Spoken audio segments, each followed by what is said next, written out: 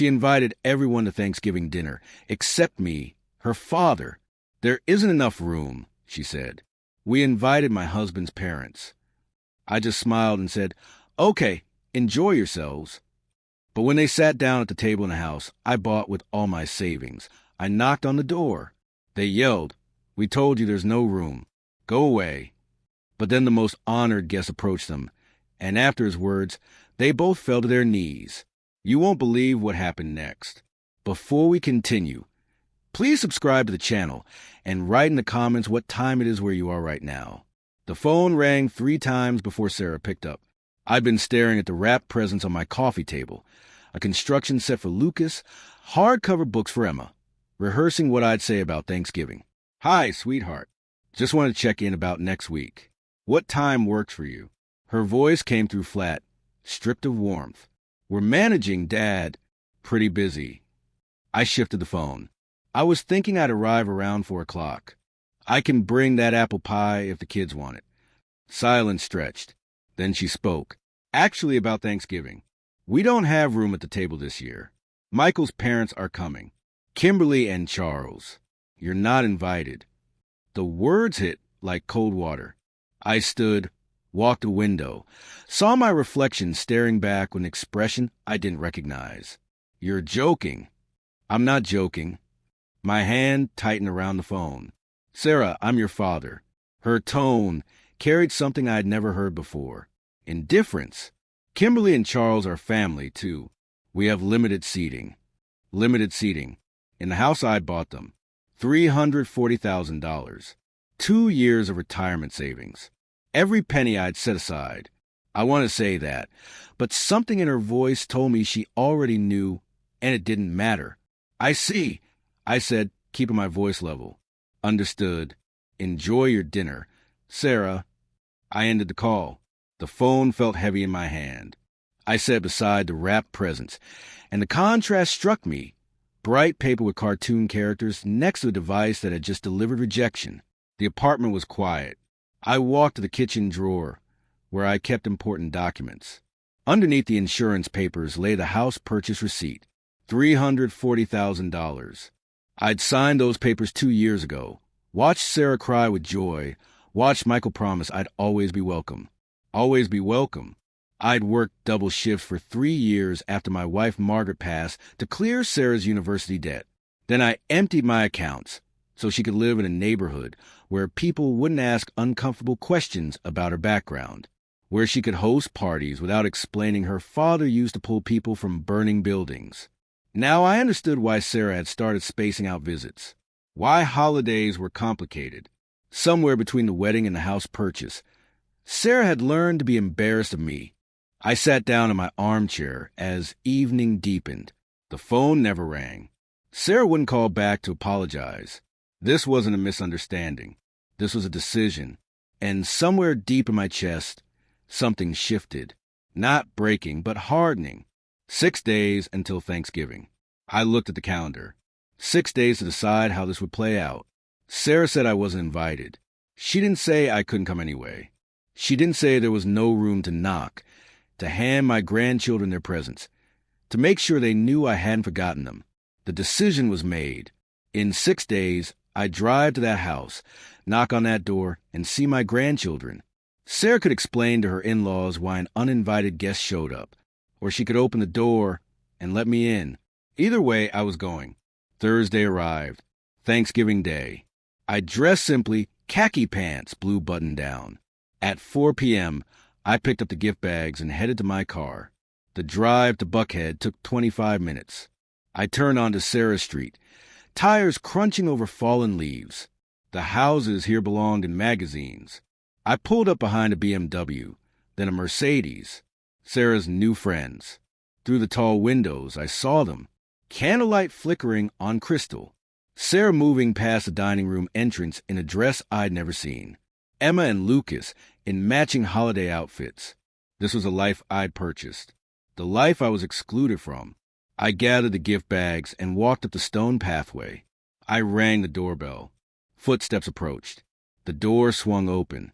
Michael stood there in a festive sweater, wine glass in hand. His expression transformed when he saw me. Surprise, then recognition, then something darker. What are you doing here? His voice dropped low, sharp. We made it crystal clear. No room. Leave now before I make this embarrassing for everyone. I held up the gift bags.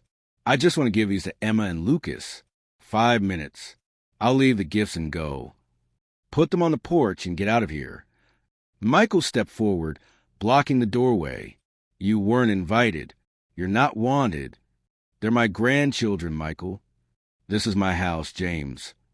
James Washington? A voice came from behind Michael, tentative, but growing stronger. A man pushed past him onto the porch. Tall, silver hair, expensive suit. He stared at my face like he was seeing a ghost. My God, it is you. He stepped forward, grabbed my shoulders. James. I looked at him, really looked.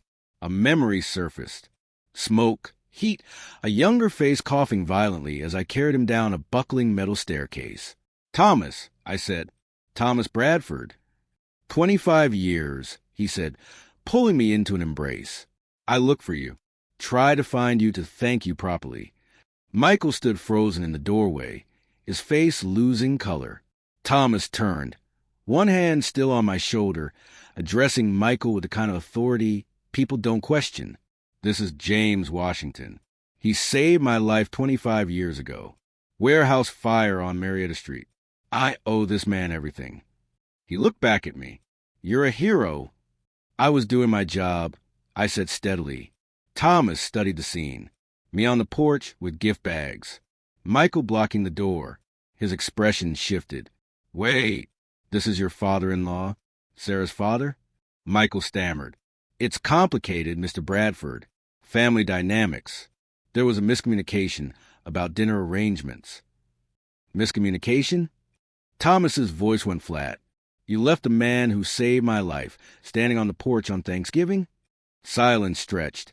Inside, guests had stopped pretending not to watch. They crowded closer to windows. Thomas straightened. Let me be clear. I don't tolerate disrespect towards service veterans. James Washington ran into a burning building when others ran out. He paused, letting that sink in. And you left him outside. Mr. Bradford, it's not. I've been regional director for 3 weeks. You're fired, Michael. The words hung in the crisp air. Consider effective immediately. Don't report to the office tomorrow. Michael's knees buckled. He dropped, actually fell forward, grasping at Thomas's pant leg. Mr. Bradford, please. I have a mortgage. $2,400 a month. I have children. The kitchen door swung open. Sarah rushed out, apron over her dress. She saw me, saw Thomas, saw Michael on his knees. Her wine glass slipped from her fingers, shattering on the hardwood. Dad? What's happening? Your father wasn't invited to Thanksgiving dinner, Thomas said coldly. In the house he's standing outside of, carrying gifts for his grandchildren. Sarah's mouth opened, but no sound came. Kimberly pushed through the crowd, indignant. You can't fire someone over a family dinner. This is personal. Thomas turned to her. Ma'am, I can fire anyone who demonstrates character unfit for representing our company. Your son just demonstrated his character perfectly. He turned back to me, extending his hand. Come inside, James. Please, join us. Least I can do is share a meal. I shook my head gently. That's kind of you, Thomas, but I should go. Are you certain? I'm certain. I looked past him. Emma and Lucas stood in the hallway, eyes wide. I stepped just inside the threshold, set the gift bags down, and knelt. They ran to me. I held them close, breathing in their shampoo smell. These are for you, I whispered. Grandpa loves you very much. Always. Why are you leaving? Emma asked. I have to go, sweetheart, but you'll see me again. I promise. I stood up, nodded to Thomas, and walked down the porch steps. Daddy, wait. Sarah's voice was high and breaking. Please, we can fix this. I didn't turn.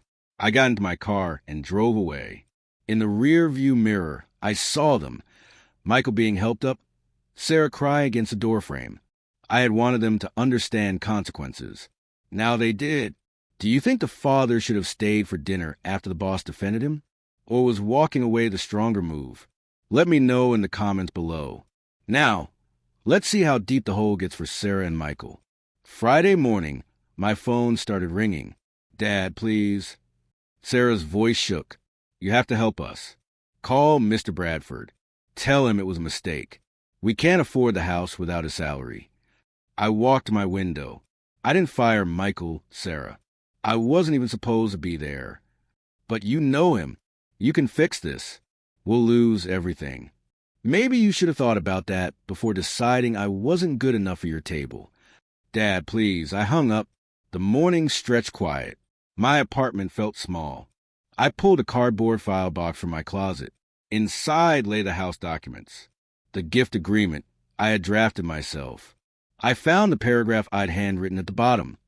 This gift is provided to support our family and maintain the close family bonds that have always defined us.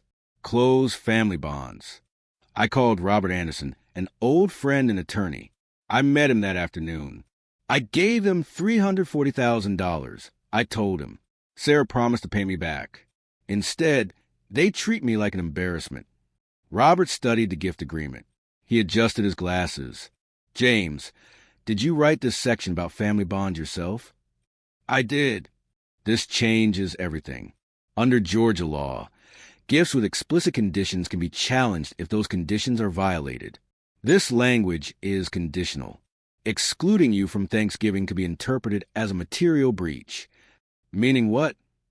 Meaning we can sue for the return of the gift, or 50% ownership of the house. I sat with that. Half the house I'd paid for entirely. Filed a claim. I said, they need to learn. By Wednesday, Michael had received a legal notice. I spent the day imagining their reaction. Michael reading the letter, hands shaking, Sarah crying. Thursday morning, I contacted their mortgage bank and informed them of the ownership dispute. The loan officer thanked me. That afternoon, I searched Michael's name online.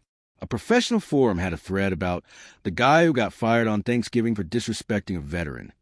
17 comments. His reputation was radioactive. My phone rang at 4:30. Sarah, Dad, she sobbed. The bank called. They're talking about calling the loan due. We can't come up with that money. Sarah, this isn't about the house. This is about respect. I know I was wrong. Just please stop this. Tell the bank it's a mistake. Tell me what you understand, I said quietly. Not what you're afraid of, what you actually understand. We made you feel like you weren't family, she cried. Like you weren't good enough. After everything you gave us. That's right. I emptied my retirement so you could have that house, and you treated it like nothing. I'm sorry. I'm so sorry. I need time to think, Sarah. I hung up. I didn't call back for 3 days. Monday morning, Robert emailed me. Sarah's lawyer had filed a response, claiming the gift was unconditional. They were fighting. They're claiming you gave the money freely, Robert said. But I found something in discovery. Sarah's text messages from 2 years ago. He read it to me. Dad gave us the house money, but constantly reminds us. He wants more attention. It's exhausting being grateful forever. Exhausting. Being grateful was exhausting. That text proves she knew you expected a relationship, Robert said. It's our smoking gun. Meanwhile, Michael's situation collapsed. He took a job at a warehouse, $18 an hour loading boxes, from $78,000 a year to hourly wages. The court date was set for December 12th. Friday morning came cold and clear. I stood before the judge, Sarah and Michael at the defendant's table. They looked wrecked. Robert presented the evidence, the gift agreement, the text message, Thomas Bradford's notarized statement about the Thanksgiving exclusion. Judge Thornton removed her glasses. I'm ordering a property appraisal within 30 days. Mr. Washington is entitled to compensation of $170,000 or 50% ownership. The defendants violated the clearly stated gift conditions. Michael stood up. Your Honor, we have children. We can't afford. You should have considered your children before excluding their grandfather. The judge cut him off. Court adjourned. In the hallway, Kimberly intercepted me. You're destroying them. She's your daughter. I just wanted to be part of the family. Kimberly, you convinced her I wasn't good enough. Sarah collapsed against the wall, sobbing. Dad, please. I walked away. I had won, legally vindicated. But sitting in my car afterward, all I felt was tired. Wednesday evening, my doorbell rang. Sarah stood there, thinner, dark circles under her eyes, jeans and an old sweater. Dad, can we talk? We sat in my living room. I was a terrible daughter, she said, her voice rough. After you bought the house, I told myself we deserved it, and you were a reminder of where I came from. I was ashamed of you, ashamed of the man who gave me everything. She looked up, tears streaming. You gave me your life, Dad, every double shift, and I treated it like nothing. I didn't give you money for gratitude, I said. I gave it because I loved you. All I wanted was to be grandpa to Emma and Lucas. I know that now. Emma asks about you every day. Lucas drew you a picture. She took a breath. We're losing the house. Even if you drop the claim, we can't make the payments. I just came to say I'm sorry. Not because I'm scared, but because I understand what I threw away. She stood to leave. I love you, Dad. I know, I said. I watched her walk to her car. She finally understood. But was it enough? I spent 4 days thinking. Sunday morning, I called Robert. I want to drop the legal claim. All of it. You're sure? I'm sure. But I need terms for reconciliation. Non-negotiable. Monday, I texted Sarah. Family meeting. Tuesday, 3 p.m.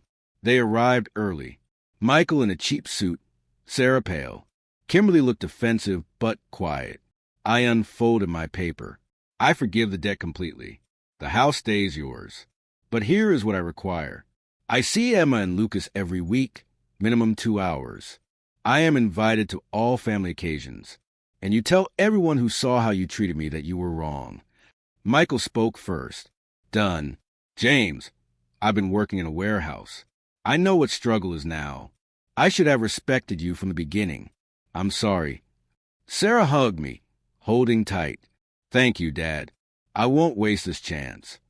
Kimberly spoke last. I was wrong about you, James. I apologize. Christmas morning dawned cold and clear. I drove to the house in Buckhead. The door opened before I reached it. Emma and Lucas burst out. Grandpa! They tackled me. I laughed, genuinely laughed for the first time in weeks. Inside, the house was warm. Michael was in the kitchen. Sarah watched with a smile as I played Legos with the kids. Later, Sarah whispered to me, "This isn't me forgetting, Dad. This is me choosing to move forward. I won't fail you again, I promised." Life had given me something better than revenge. It had given me my family back. The house wasn't mine legally, but the love inside it was. And that had always been the point. If you enjoyed the story of family, forgiveness, and justice, please like this video and subscribe to the channel. Share your thoughts in the comments. Did James make the right choice by forgiving him? Click the box on the left for more stories like this. Thank you for watching.